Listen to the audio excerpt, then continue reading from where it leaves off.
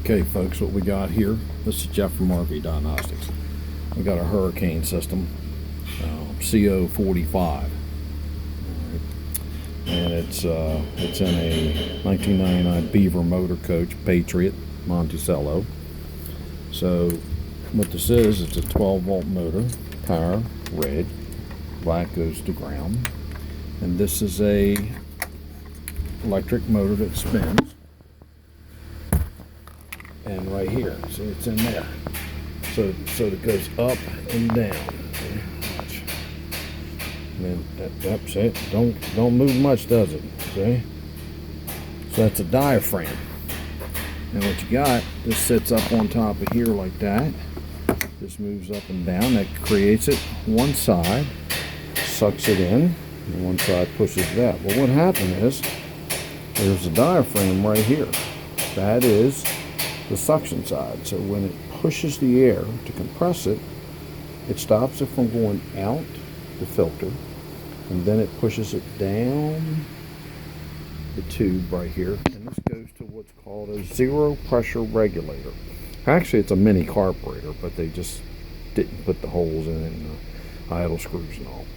But what's probably messing some of you up with zero pressure. So what you have to do is create a vacuum on this side. So what this does, the air comes out of here, goes around the fuel nozzle, and draws the fuel out of this. This is downstream of the pump that gets about 6 psi. Alright, this is supposed to be 8 to 11 psi. Well, I put my gauge on it and found out it was fluttering every now and then. So I ordered a new one, but I want to tell you this. It's a Thompson. You see it.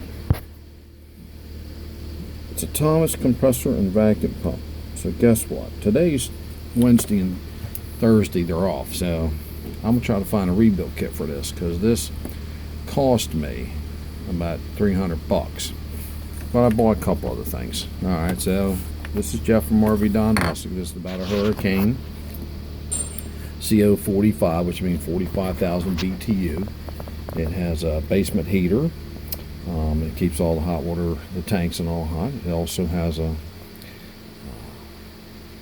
3 heaters inside, zones, one in the bedroom, one in the kitchen, one up front.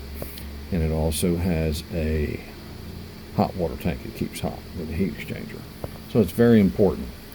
Alright, thank you once again. This is Jeff from RV Diagnostics. I'll be making a continuation video of this, showing you how a good one works, and then I'll put this back together showing you how a bad one works. But I just wanted to show this to you today.